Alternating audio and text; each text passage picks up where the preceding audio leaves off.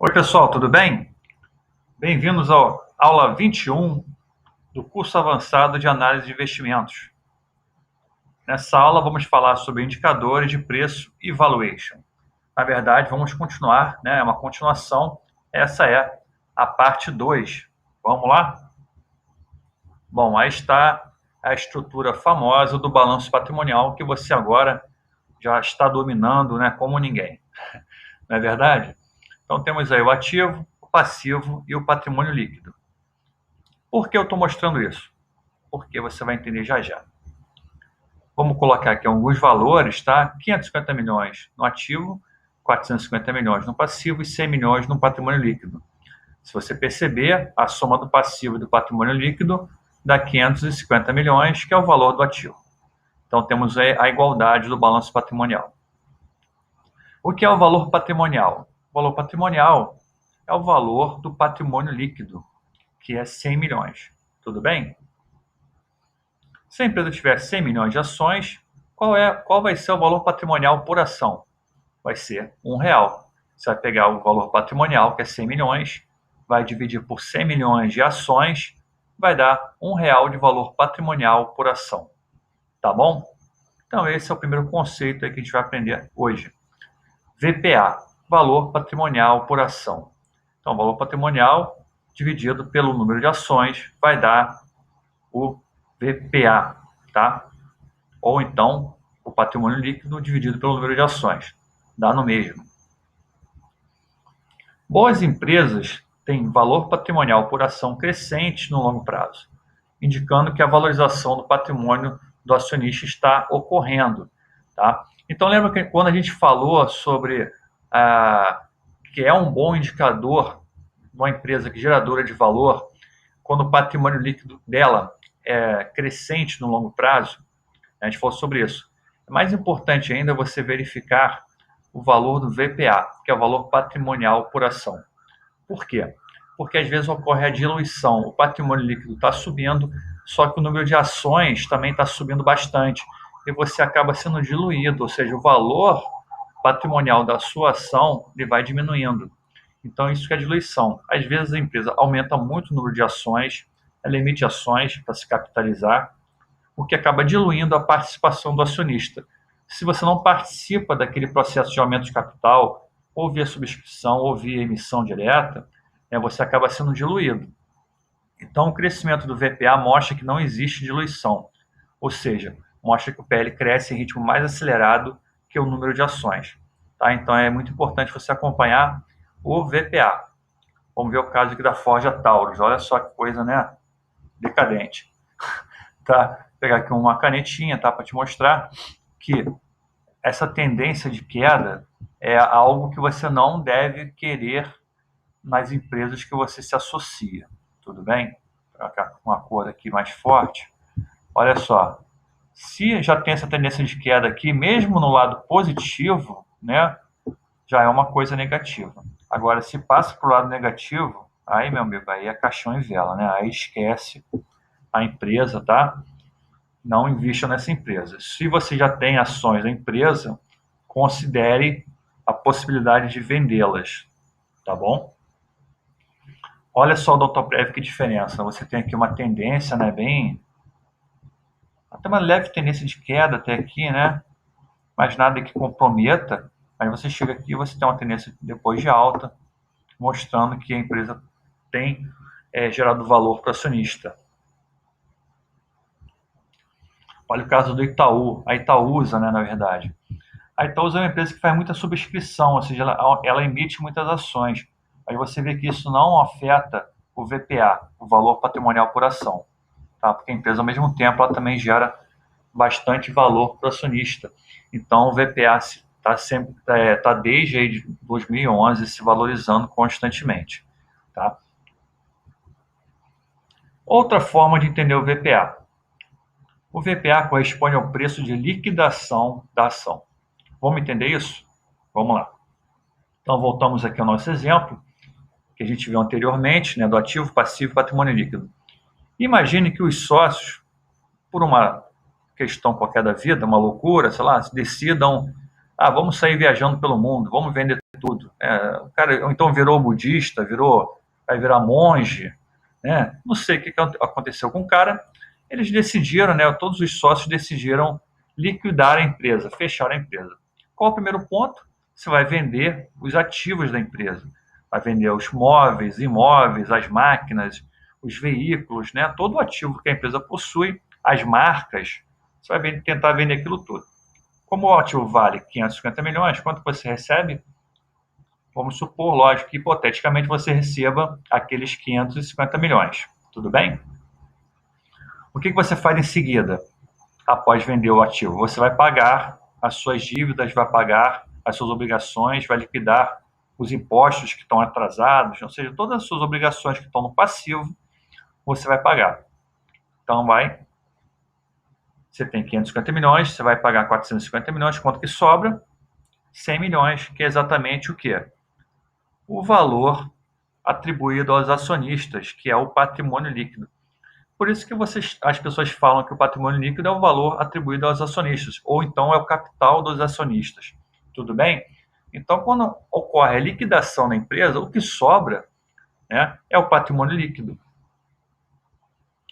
Então, se você tem, de novo, 100 milhões de ações, você vai ter 100 milhões de reais dividido por 100 milhões de ações, vai dar R$1 por ação, que é o valor patrimonial por ação. Então, o valor patrimonial por ação corresponde ao valor de liquidação da empresa por ação. Entenderam? Então, aí está. Imagina, você vai pegar esses 100 milhões, vai dividir pelos acionistas, vai dar R$1 para cada ação que cada acionista possui. Gente, desculpem, tá? Então, o VPA corresponde ao preço de liquidação da ação, ou seja, o valor que o acionista deve receber por ação, caso a empresa seja fechada, liquidada, tenha seus ativos vendidos, suas obrigações passivo pagas. Quando você paga um preço pela ação menor que o VPA, isso aqui é interessante, tá? Se você vai lá no mercado, no home broker, e comprou uma ação e o preço é menor que o VPA, teoricamente, existe uma boa margem de segurança na aquisição daquele papel. Por quê? Você está pagando menos que o valor de liquidação, entendeu? Então, quando o preço é menor que o VPA, isso implica que a relação preço por VPA vai ser menor do que 1. Tá bom? Exemplo, preço da ação, R$5. Valor patrimonial por ação, 10. Então, você vai ter 5 dividido por 10, vai dar meio. Tudo bem? Então, quando você paga um preço menor que o VPA, você está comprando uma ação que tem preços por VPA menor do que 1. Sempre que o preço por VPA for menor do que 1, teoricamente, você está comprando uma ação descontada, tá? Com preço muito barato, ou seja, o preço é menor que o preço de liquidação daquela ação. Mas por que teoricamente, então, Vicente? Porque às vezes a empresa ela tem esse preço porque ela é uma empresa ruim, ela está em dificuldade, ela tem expectativas negativas em relação ao seu desempenho futuro, tá? Então temos que ver o seguinte: a empresa tem um preço por valor patrimonial menor que 1? Tem. É uma empresa boa? Sim. Então isso, teoricamente, está te mostrando que essa empresa está com valor descontado, tá bom? Então vamos lá. Preço por valor patrimonial ou preço por VP. Tá? Essa aqui é a notação mais comum, tá? Preço dividido por VP. Eles tiram A, não sei porquê. Tá? Mas assim a gente vai usar. É a notação mais comum, mais utilizada. Tudo bem, gente? Então tá aqui. Relação preço sobre valor patrimonial. Que é a relação que a gente viu. O preço da ação dividido pelo valor patrimonial por ação. Tudo bem? É um bom indicador que se propõe a mostrar o quão barato ou caro está o preço de uma ação. Tá? Pode ser utilizada para comparação com outras empresas. Você pode comparar, por exemplo, a Tietê com a Taesa, com a Engie, com a Light e com a Copel. Tá? Outras empresas do mesmo segmento, se possível. Tá? Ou com base no histórico do preço sobre o valor patrimonial da mesma empresa. A gente vai ver exemplos sobre isso. Quando o preço sobre o valor patrimonial está menor do que 1, como a gente viu, a empresa teoricamente está barata, com preço descontado. Tá? Você está pagando menos do que o valor de liquidação da ação. Então, é interessante, é um preço barato. Quando o preço, o valor patrimonial for igual a 1, a empresa está com um preço igual ao valor de liquidação. Continua barato, tá? Se o preço sobre o valor patrimonial for muito alto, o preço pode estar caro, tá? Então não significa que esteja caro, tá bom? Nem sempre estará, na verdade. É o normal, tá, gente? O normal é que as empresas tenham um preço sobre o valor patrimonial maior do que 1. Isso é o normal, tá? A empresa que tem um preço sobre o valor patrimonial menor do que 1 é a empresa que está muito descontada. Ela tem algum problema, né? Tem algum tipo de risco envolvido, associado a ela, ou então realmente o mercado não está entendendo aquela empresa, tá? Não é uma empresa muito visada, não é uma empresa muito demandada, e realmente aí ela está barata. Então a gente tem que analisar o seguinte: esse indicador é muito bom para te mostrar quando o papel está descontado, tá? Ele não é muito bom para te mostrar se o papel está caro, entenderam? Então, às vezes, o preço sobre VPA muito alto não significa que o papel esteja caro, tá? Ele é bom para mostrar quando o papel está descontado. Mas esse desconto não significa que a empresa seja boa. Então, tem que ter um segundo passo, é verificar se a empresa é boa. A gente vai ver tudo isso com calma. Então, primeiro vamos ver a comparação da empresa, de uma empresa com seus pares. Temos aqui o Banco ABC, tá? Tá a setinha azul aqui mostrando ele. Vamos comparar com Bradesco, Itaú e Santander. Olha só como, pelo preço por valor patrimonial, ele está descontado. Está abaixo de 1, né? 0,93. Tá bom? Você vê que os outros bancos estão um pouco mais caros, né? Agora vamos comparar o Banco ABC com ele mesmo. Esse aqui é um gráfico histórico do preço sobre o valor patrimonial por ação. Tá bom? Então você vê que todo o histórico dele desde 2011 do banco, você percebe o seguinte, ó, que esse quadrado aí que eu coloquei, verde, tá? Tudo que está abaixo dele está menor do que 1. Você percebe que hoje, né, no segundo trimestre de 2018, o papel está com preço bastante descontado, tá? Tá bem abaixo de 1. E em relação ainda à sua média histórica, você percebe que ele está num dos níveis mais baixos da sua média histórica. Só aqui, né, no primeiro trimestre, que teve mais baixo, e nesse período aqui em 2015, ó, tá? Então, ou seja, está num preço bem interessante. Agora você pergunta o seguinte: mas Vicente, mas o Banco ABC é um banco bom? Não, realmente é um banco que tem bons indicadores. Então, esse desconto, ele mostra aí uma oportunidade, tá? O preço está barato, tá? Pelo indicador preço pelo patrimonial, está barato. A empresa tem bons indicadores? Tem bons indicadores. Tem bom histórico de indicador de lucro, de dividendo, tudo isso. Então, realmente aí se mostra uma boa oportunidade de compra. Observação número 1 sobre o preço por valor patrimonial. Muitas vezes, um preço sobre o valor patrimonial baixo não indica desconto no preço. Em si, uma empresa com dificuldades e péssimos indicadores. Eu falei isso já, né? Então, está reforçando. Então, esse indicador não deve ser utilizado de forma isolada. Você não pode olhar assim: ah, Vicente, a empresa tal está com preço sobre o valor patrimonial muito baixo e eu comprei aquela ação. Com certeza você deve ter feito uma péssima compra, tá? Porque 90% das vezes que esse indicador tem um valor abaixo de 1, em 90% dos casos, a empresa realmente é ruim. Tá? Então, você utilizar ela com critério. Vamos ver um exemplo aqui. Gente, desculpe, essa minha tosse realmente está muito difícil. Vamos lá. Vamos comparar a Sanepar com a Eternit. Tá bom? Tem a Sanepar e a Eternit. Olha só como as duas estão com preço, né, aí no primeiro trimestre de 2018, abaixo dessa linha amarela, que é a linha do número 1, do preço por valor patrimonial. Ou seja, estão com preço abaixo do 1. Tá bom? Tá aqui, ó. No caso da Sanepar, e aqui no caso da Eternit. Tudo bem? Mas vamos ver então, né? Será que vale a pena comprar a Sanepar? Será que vale a pena comprar a Eternit? Vamos verificar os indicadores. O que eu sei até agora é que as duas estão com preço barato. Tá? Isso não significa que as duas sejam boas compras. Preço barato é diferente de boa compra. Você pegar um carro todo velho, todo estragado, todo quebrado e pagar R$ 500, o que adianta? Né? O carro não anda, o carro não presta, está todo sujo, né? O motor nem funciona. Então, não vale nada. O que é barato, às vezes pode sair caro. Então, vamos ver se elas são baratas e são boas, tá bom? Vamos olhar primeiro aqui o lucro líquido. Olha só, da Sanepar, que beleza, né? É um lucro líquido constante, crescente, né? Tudo que você quer ver numa ação. O da Eternit, aqui ficou até um bom nível, tá? Depois começou a cair e agora está no negativo, né? Ou seja, a Eternit não tem um lucro líquido desde 2015, ela tem um lucro líquido negativo, tá? E pior ainda, com histórico negativo, né? Se fosse só um período, assim, de repente, não, mas é um histórico, são vários períodos negativos. Dividend yield. Você pode perceber que o dividend yield da Sanepar está sempre aqui acima dessa linha amarelinha, que eu botei, está bem fina, né? Essa linha aqui é 6%. Então, você pode ver que o dividendo da Sanepar está sempre aqui, ó, acima da linha, tá?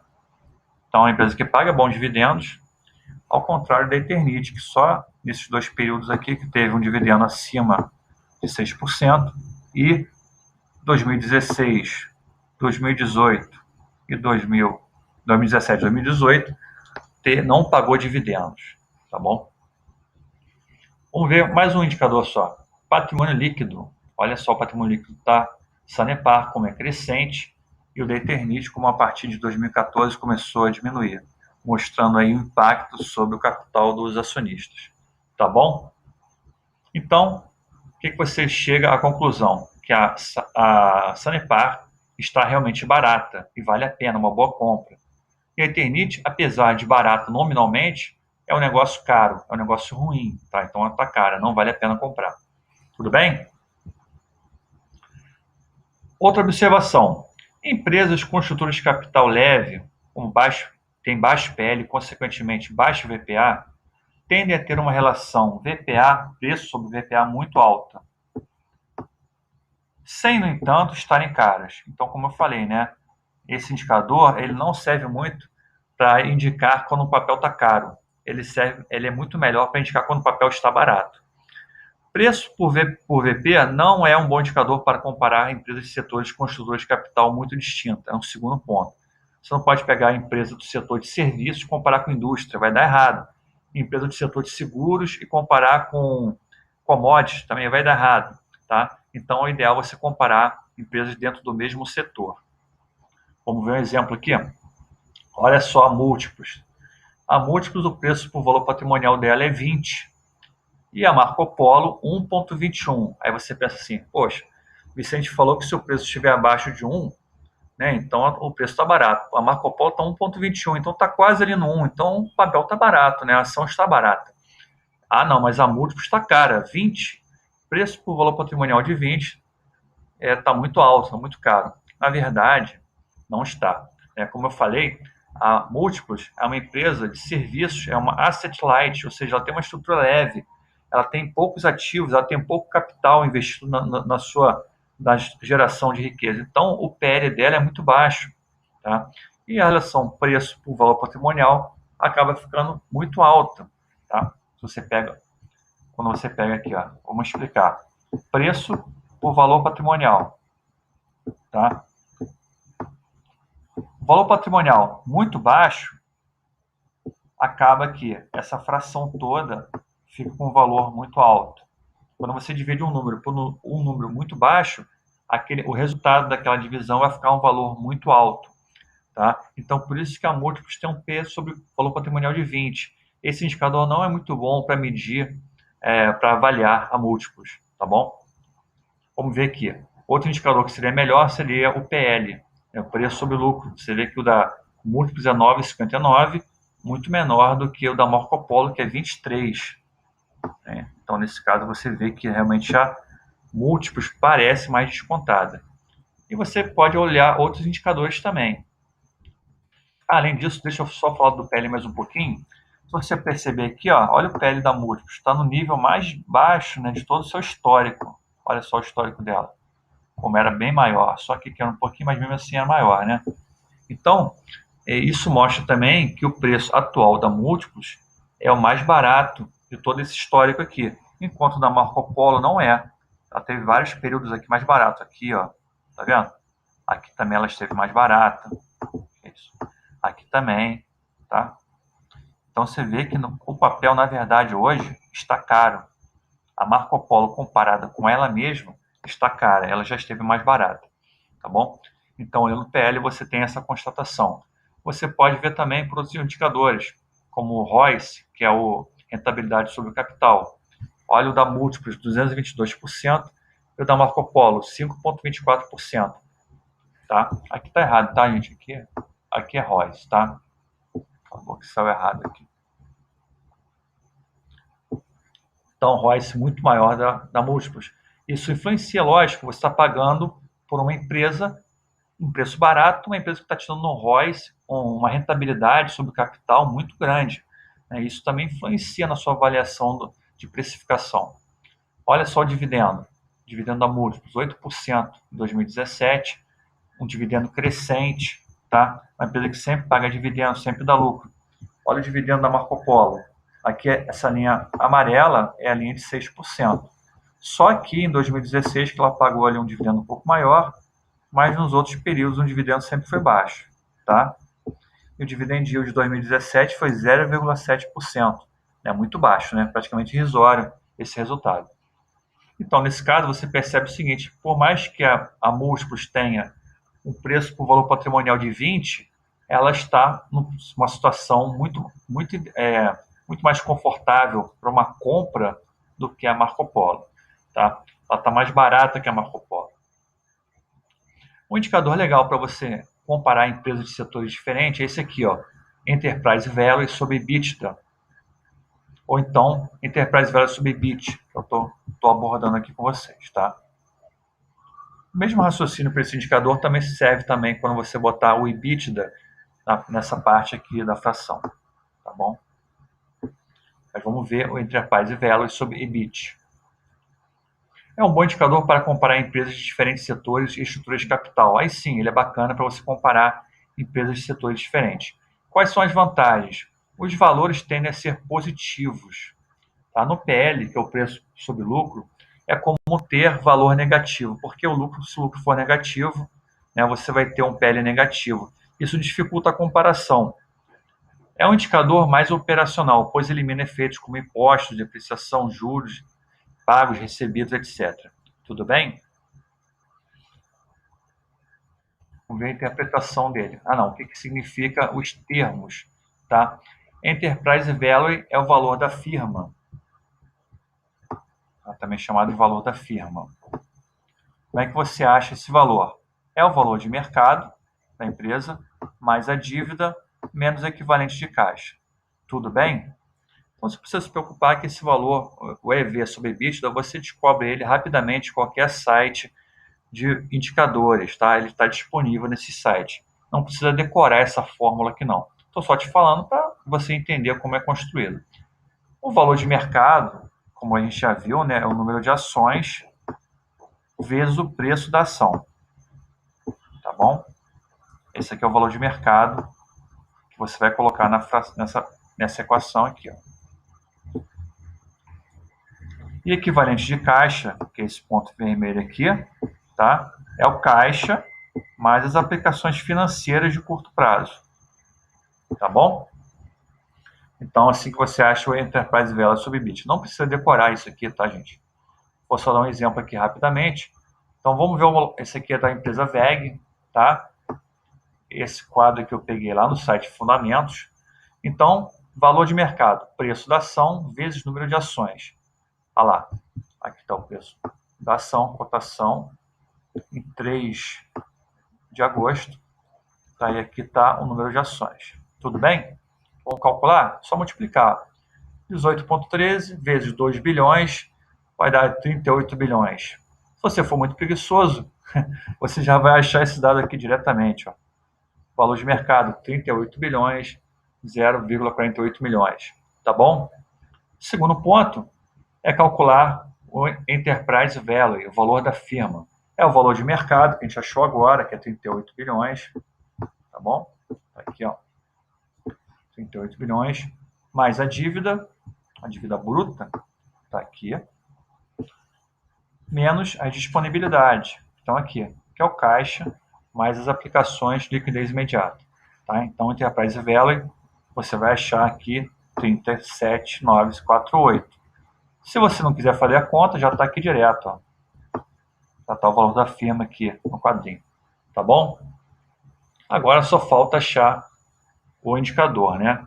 Enterprise Value sobre EBITDA é o 37.948 que a gente achou. Mas é sobre EBIT, tá? Enterprise Value sobre EBIT. Dividido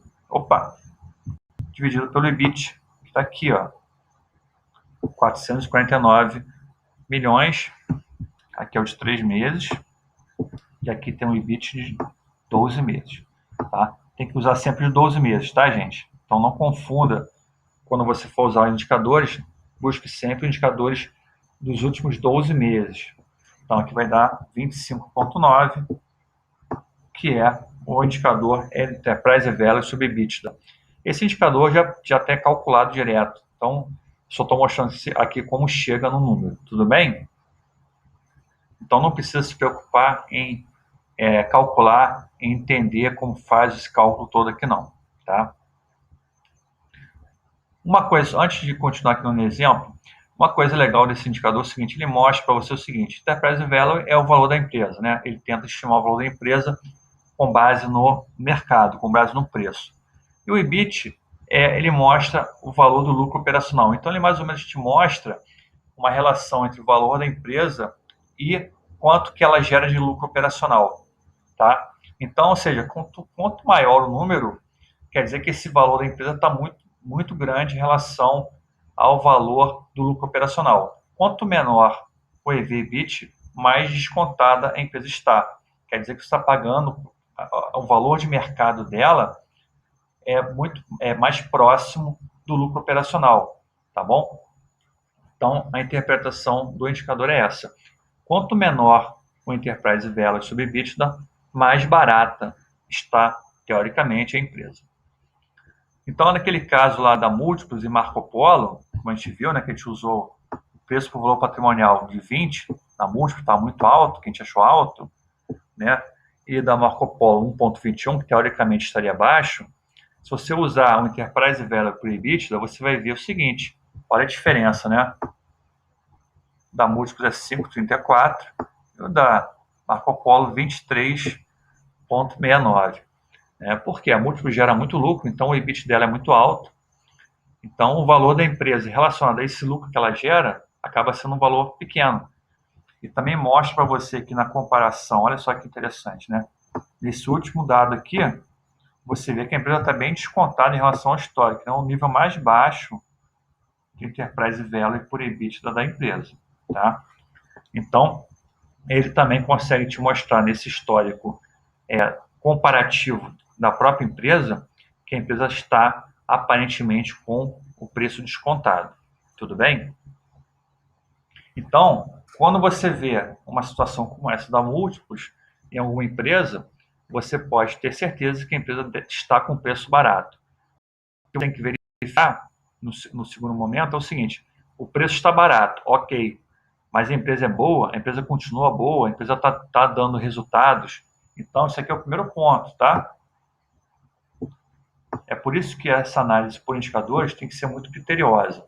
Ela não é um valuation clássico, ela apenas te indica um preço descontado. Você tem que avaliar com outros indicadores se a empresa realmente está gerando valor para o acionista. Então, você vai dar uma olhada no ROL, no histórico de dividendos, no lucro líquido, né, se a empresa tem tido bons resultados, tá bom? Essa é uma forma mais inteligente de usar essa abordagem de valuation por indicadores. Geralmente, ela consegue te apontar com muita precisão as empresas que estão baratas. Tá? Ela tem uma precisão muito grande. O melhor valuation é o valuation mais simples. Quanto mais simples for você fazer a precificação de um ativo, ou seja, você descobrir que o ativo está barato, melhor. Tá? O melhor valuation é aquele que está na cara, aquele que você olha e fala, pô, olha só a Múltiplos está barata, né? Olha aqui, é o menor nível de EV/EBITDA da história da empresa. Nos últimos 8 anos, A empresa gera lucro? Gera. A empresa tem dividendos crescentes? Tem. A empresa tem receita positiva? Tem. Ou seja, todos os resultados apontando para um desconto no valor da empresa. Tá bom? Então, nesse caso, você entende que a empresa realmente está barata e está gerando valor para o acionista. É um caso clássico de valuation interessante. Tudo bem? Entendeu? Gostou da aula? Na próxima aula a gente vai continuar nesse tema, tá bom? Te aguardo. Um abraço. Tchau, tchau.